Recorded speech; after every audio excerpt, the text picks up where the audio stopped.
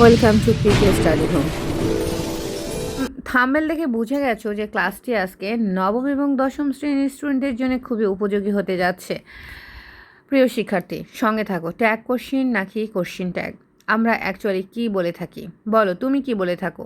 Tag question নাকি question tag? Question tag শব্দটি British term আর tag question শব্দটি American term.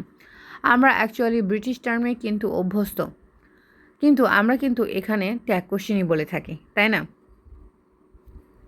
Tag question করতে গেলে আমাদের বেসিক কিছু কথা জানতে হবে, যেই কথাগুলো না জানলে আমাদের কিন্তু হবে না। ট্যাগ কোশ্চেনকে কিন্তু আমরা আর একটা কথাও বলে থাকি, তাই না?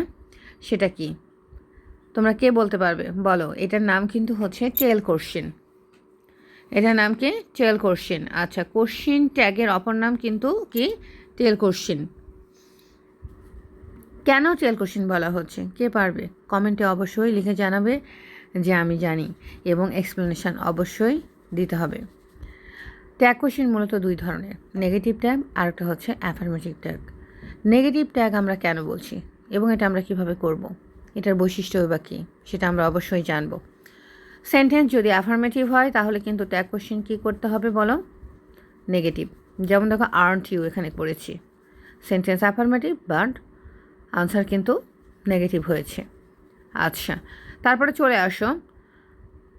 তোমরা চলে আসো কিসে আসবে বলো? কোনটা করব আমরা এখন?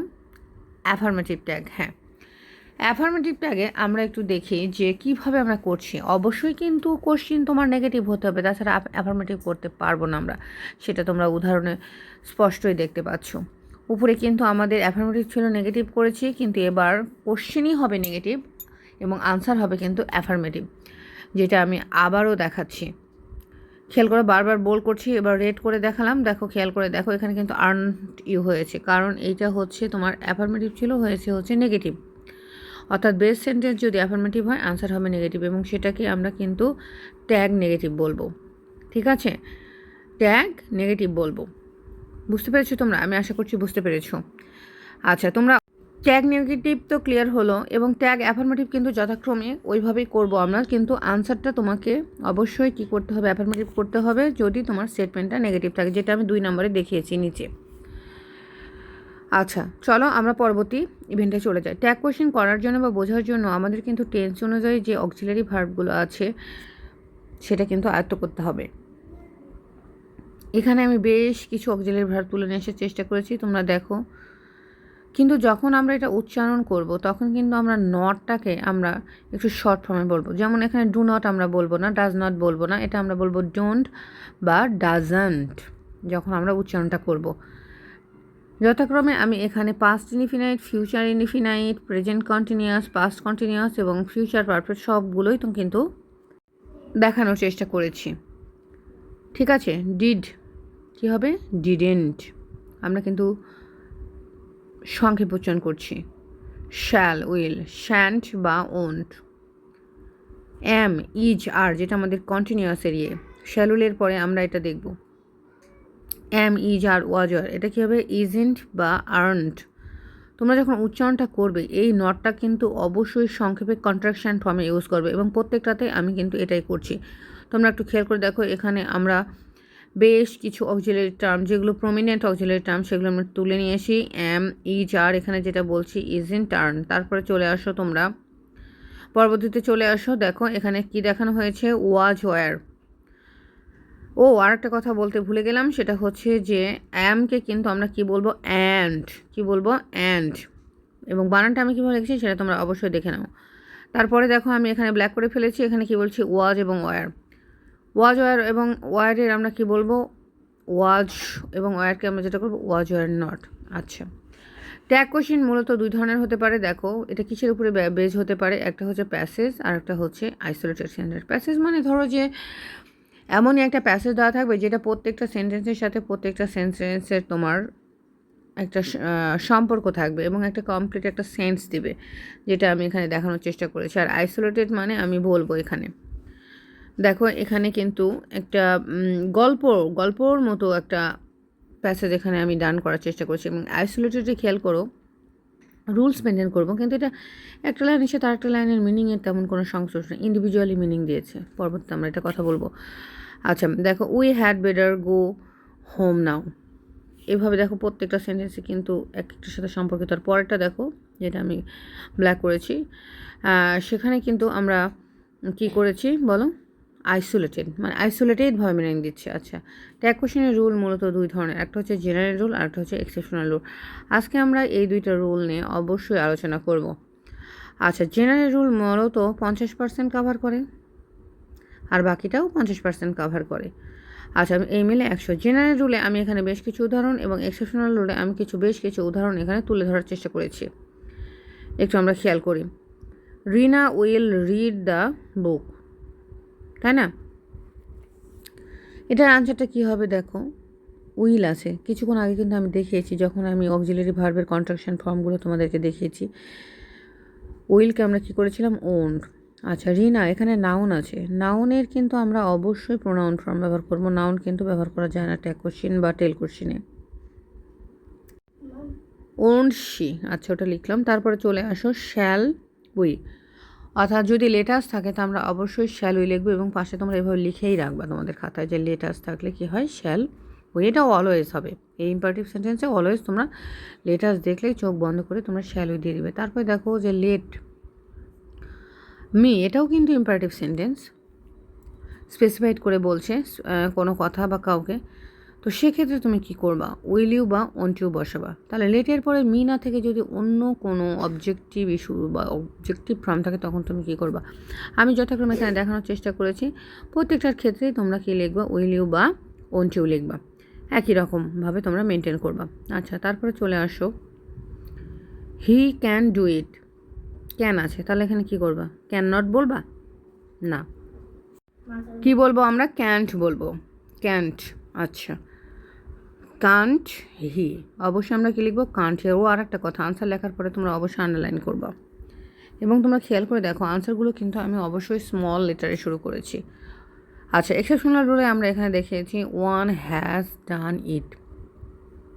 তো ওয়ানের ক্ষেত্রে আমরা কী লিখবো, হিসি না, ওয়ানের ক্ষেত্রে আমরা ওয়ানই লিখবো। তাহলে আনসারটা কী হচ্ছে দেখো, হ্যাজ নট ওয়ান। আমরা কি হ্যাজ নট ওয়ান বলবো না, আমরা কী বলবো, হ্যাজেন্ট ওয়ান। পরটা আসলে nobody likes you. Nobody is a negative sentence, তাহলে আনসারটা কিন্তু অবশ্যই অ্যাফার্মেটিভ ট্যাগ হবে। নো বডি অনেকগুলো বোঝাচ্ছে, এখানে ফুলার ফর্ম বোঝাচ্ছে, নো বডি নো ওয়ান এগুলো থাকলে কী হবে, দে হবে। তাহলে আনসারটা কী হবে বলো, এস আস। আমরা কি এখানে ডাজ নিব না, দে এর সাথে আমাদের কী হবে বলো তো, ডু আসে, তাই এখানে আনসারটা হবে ডু দে। আনসারটা কী হবে বলো, ডু দে। তোমরা কি বুঝতে পারছো? যদি বুঝতে তোমাদের কোনো অসুবিধা হয় তোমরা অবশ্যই কমেন্টে লিখবে, আমি পরবর্তীতে আবার এটার এক্সপ্লেনেশন নিয়ে আসবো। আচ্ছা, তাহলে তোমরা বুঝতে পেরেছো যে নোবডি দ্বারা কি হয়। আচ্ছা, নোবডির সাথে কিন্তু আরও কিছু রিলেটেড টার্ম আছে, যেটা কি তোমরা দেখতে চাও, বলো কে কে দেখতে চাও, কমেন্টে লেখো, আমি দেখাচ্ছি, সমস্যা নাই। এখানে একটু বারবার আমি বোল্ড করার চেষ্টা করছি যে এখানে কিন্তু ডাজ হওয়ার কথা ছিল এস থাকা সত্ত্বেও, কিন্তু এটা কিন্তু স্টুডেন্টসরা ম্যাক্সিমাম 90% স্টুডেন্ট এটা কভার করতে পারে না, কিন্তু এখানে কিন্তু আমরা ডাজ দিতে পারবো না, কারণ আমরা জানি দের সাথে কী হয় বলো, দের সাথে ভার্বের এস বাই এস হয় না, আর এস বাই এস যেখানে গ্রহণ করছে না সেখানে অবশ্যই ডু হবে। আচ্ছা, তারপরে চলে আসি থ্যাংক ইউ। আচ্ছা, থ্যাংক ইউ ভার্ব দ্বারা শুরু হয়েছে, জেনারেলি তুমি বুঝতেই পারছো এখানে কি হবে। আমরা জানি যে ভার্ব দ্বারা শুরু হলে কি হয়, উইল ইউ বা ওন্ট ইউ, এটাই তো আমরা শিখেছি নাকি। কিন্তু এখানে কিন্তু একটা ভুল আছে, যেটা ম্যাক্সিমাম স্টুডেন্টসই জানে না। আজকে থেকে তোমরা আর ভুলটা করবে না। আচ্ছা, ভার্ব দ্বারা শুরু হলে কি হয়, উইল ইউ ওন্ট ইউ, যেটা আমরা লিখলাম, কিন্তু এটাও তো ভার্ব দ্বারা শুরু হয়েছে, তাহলে কি এখানে answer will you won't you হবে না, এটা কিন্তু উইল ইউ ওন্ট ইউ হবে না। প্রিয় শিক্ষার্থীরা, এইটা কিন্তু ইম্পারেটিভ সেন্টেন্স নয়। ও বাবা, এটা আবার কী কথা শুনলাম, এরকমটা তোমাদের মনে হতে পারে, এটা ইম্পারেটিভ সেন্টেন্স নয়। এক্স্যাক্টলি, এটা ইম্পারেটিভ সেন্টেন্স নয়। দেখো, থ্যাংক ইউ, থ্যাংক ইউ অর্থাৎ ভার্ব প্লাস এক্সটেনশন থাকলে কি হচ্ছে বলো, ইম্পারেটিভ সেন্টেন্স। কিন্তু ভার্বের পরে যদি ইউ থাকে সেটা কিন্তু অবশ্যই ইম্পারেটিভ সেন্টেন্স নয়, এটা হচ্ছে অ্যাসার্টিভ সেন্টেন্স।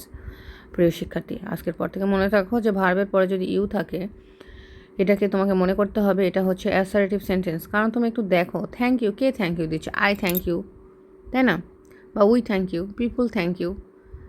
ওকে, এটা কিন্তু ইমপ্লিসিট ওয়েতে আছে, এটা কি ওয়েতে আছে, ইমপ্লিসিট ওয়েতে আছে, ঠিক আছে। আমি কিন্তু বারবার এখানে বোল্ড করছি, বারবার কিন্তু এখানে কার্সর ঘোরাচ্ছি এই জন্য যে তোমরা যাতে এটা বুঝতে পারো। আচ্ছা, এই যে দেখো এখানে কিন্তু আমি আরও কিছু তোমাদেরকে ইনফরমেশান দেওয়া আছে যে wish you best of luck. আচ্ছা, তখন তুমি কী বলবো বলো তো? থ্যাংক ইউ বলবা।